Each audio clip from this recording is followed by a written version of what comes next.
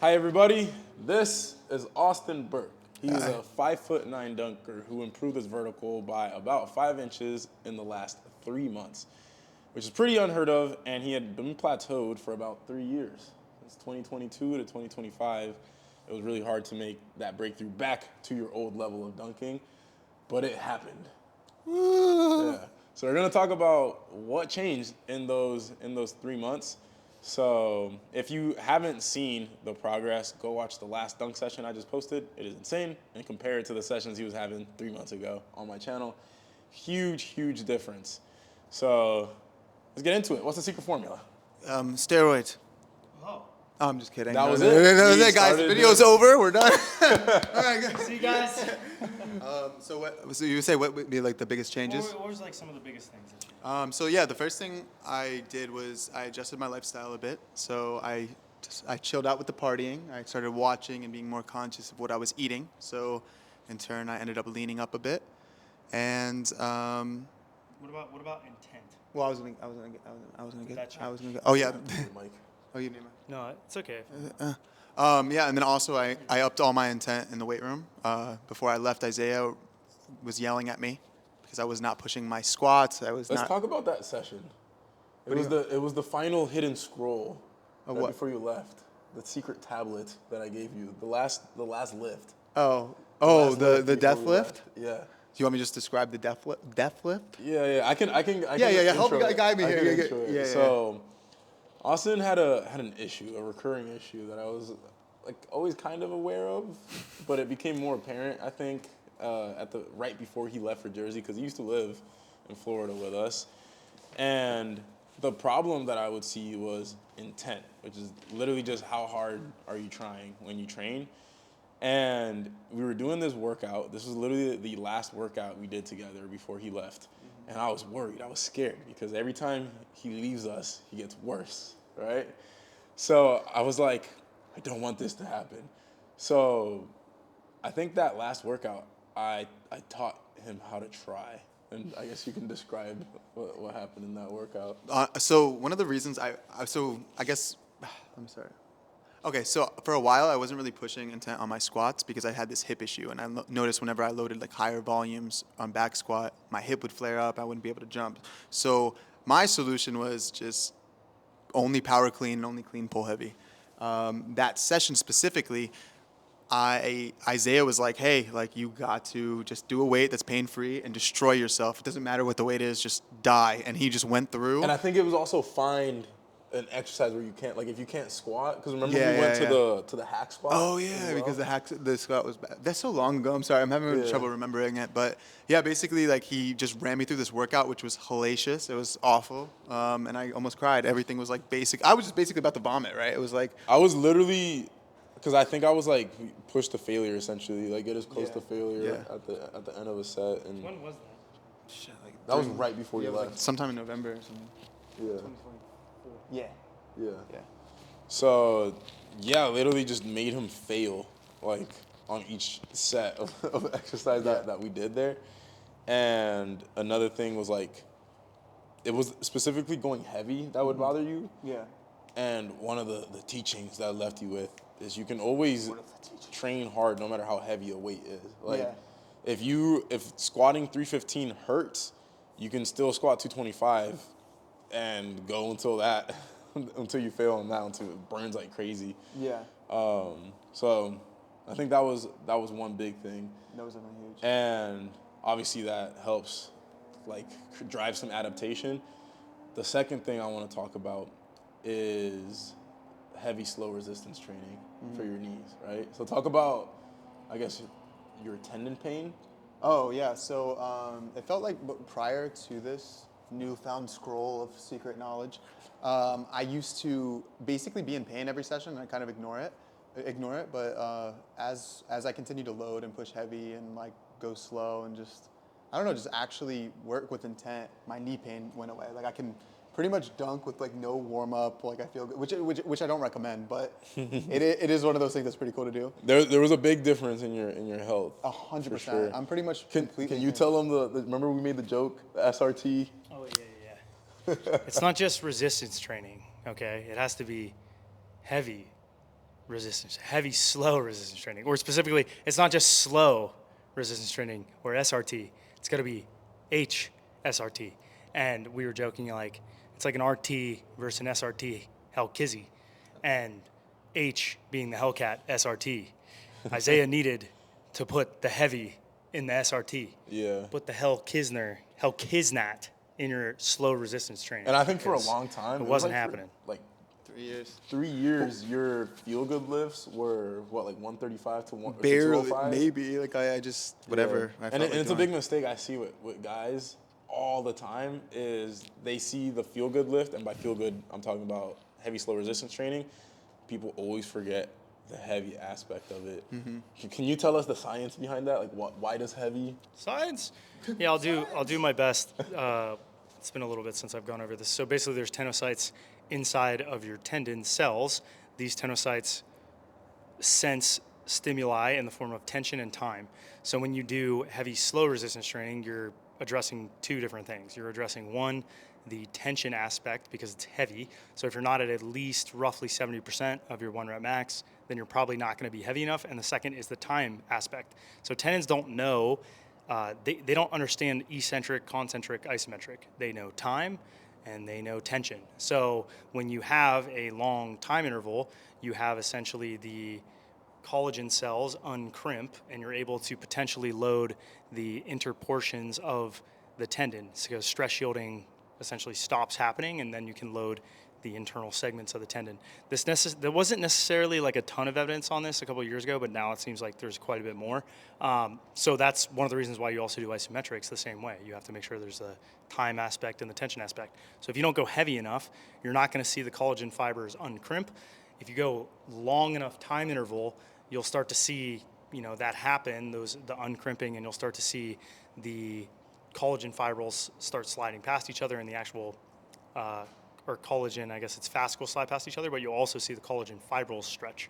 And that's what allows you to stimulate the tenocytes or signal the tenocytes to produce collagen matrix. So it's really important that you have both of those elements, that it's heavy and that it is slow. And I think going light has helped everybody. It's all of us. My theory on why going light and slow helps at first is because you're just unloading the tendon. It's like, if you have a tendon flare up and your knee's at a freaking 7 out of 10, that first week you're doing isos and you're going light, but that's basically unloading. But eventually you have to start going heavier. And I remember last year when my knee was flared up, that was a huge thing that I relearned because I knew this from when we first started doing rehab, but then I was healthy for so long, and my tendon pain was stuck, it was making no progress. And then as soon as I remember, John was like, "Screw it, let's get up to a 4 or 5 out of 10 and go heavier." And it was an instant, the next day, the best progress my knee had made in a month or something like that. I would like to add, there are one of the problems that you oftentimes see are guys are, like you said, hypersensitive, and they're in the middle of a flare up because pain is coming from these neurons or nociceptors that are sensing what is essentially too much tension, and that's causing pain. That's as if the feedback loop to your brain says, hey, this is painful. So when you do those isos, you're able to down-regulate that sensitivity or become less sensitive, and then you're also able to build on the function of the tendon, and over time you add function to your body and what you can handle and desensitize it. And so if you're only ever going light, you're not really seeing the tendon adaptation you probably need. You're probably not producing very much collagen matrix. And then on top of that, you're probably not desensitizing it. And so that's why a lot of the time, for example, when we do drops don't necessarily cause a massive amount of tendon adaptation, but it does allow you to increase the function a lot and prepares the tendon, and specifically the musculotendinous unit, for that fast loading. So even though he was doing that, he wasn't actually addressing the tendon itself.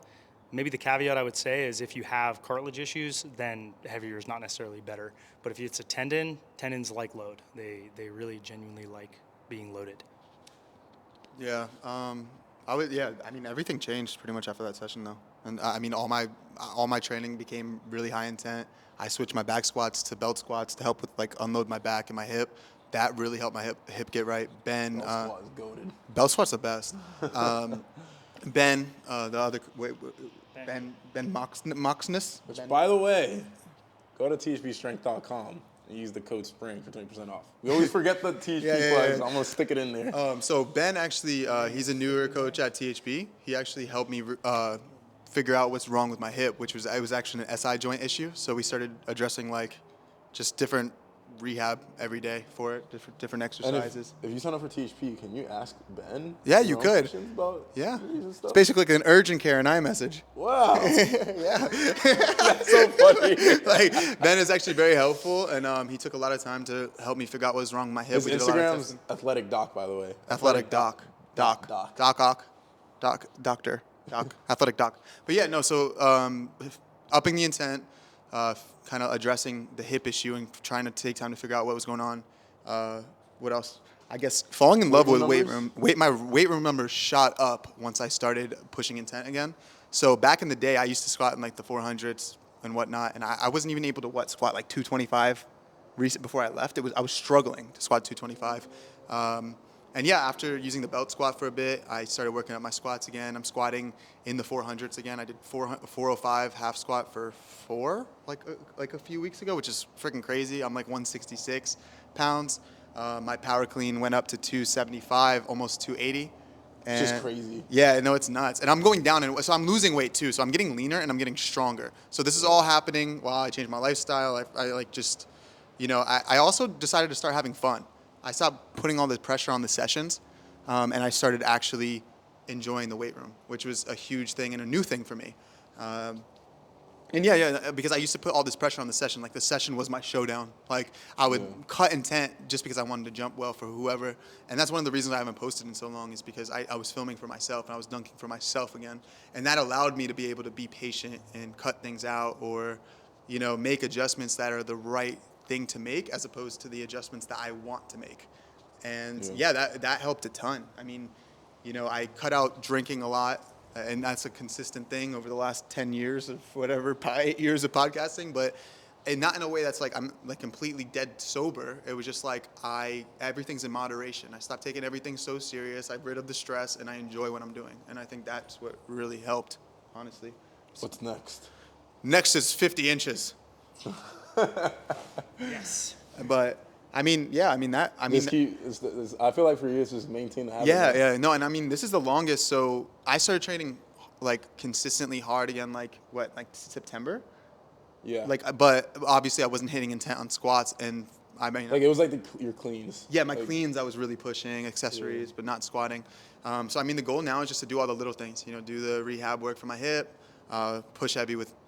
For my knees and for myself, and just get the numbers up and keep training and keep having fun, because honestly after doing this for so long, and I think now it being a profession and there being a lot of different pressures connected to it, it does take the fun out of it. So I think my goal would just be keep it fun, like enjoy it, have a good time, set goals for yourself, and just have a good time. Like don't worry about filming or dunking for other people. It's more how I'm viewing it.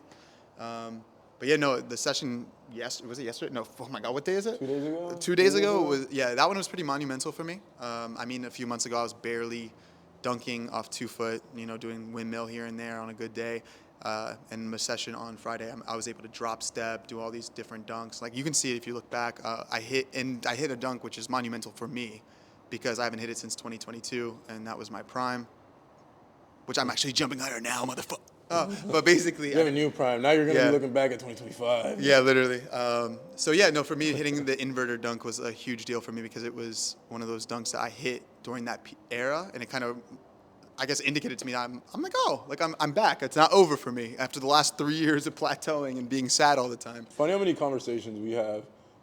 I've had this conversation with all of us. It's like, it's time to hang it up. Or I don't know how much longer we keep doing this, and then something happens where it just reminds you that there's a lot of years left. No, literally. Like I'm currently in a season of, oh my gosh, this is hard. But then I'm in like 2 months, I'm probably gonna have like the best session of my life, and I'm gonna be like, oh, never mind. Yeah. No, and I feel like the same shit's gonna happen for you. No, like, you're gonna get addicted again. But I'm always addicted. no, that's true. Is there anything you want to leave the people with? I don't know. I mean, did you have other questions or anything, or just like we just kind of rambled? Yeah, I think that was a good summary. Just have fun. Oh, one more thing. I do have something else. Something else I realized, and I texted Isaiah about this, was I think the issue with my early 20s and being in college and having other friends that aren't in this space or, trying to achieve elite athleticism or anything is they all live like normal people. Like they go out, they eat whatever the hell they want. They drink all weekend. They do this, they do that. And I think one of the things that was really hindering my progress was having FOMO. Like I wanted to live like a normal person so bad, but I wanted elite outcomes, and I wanted both best of both worlds. And one day I came to the conclusion, and I texted Isaiah, and I was like, I realized like, if I want to do elite things, I have to do everything the opposite of what normal people are doing. Like if someone's out until 4 a.m. drinking, like one of my friends, I want to be with them. I got to go home at 12. Like if if I have a training session tomorrow, I cannot be out with my friends, or they're eating out 5 days a week and getting ice cream and this and that. It's like you want elite outcomes, you have to make sacrifices and make the right choices. And I think that would be anything. Like, and I think that's a hard thing, especially when you're younger. Especially if you're not around it. A lot of you guys are the only friends I have.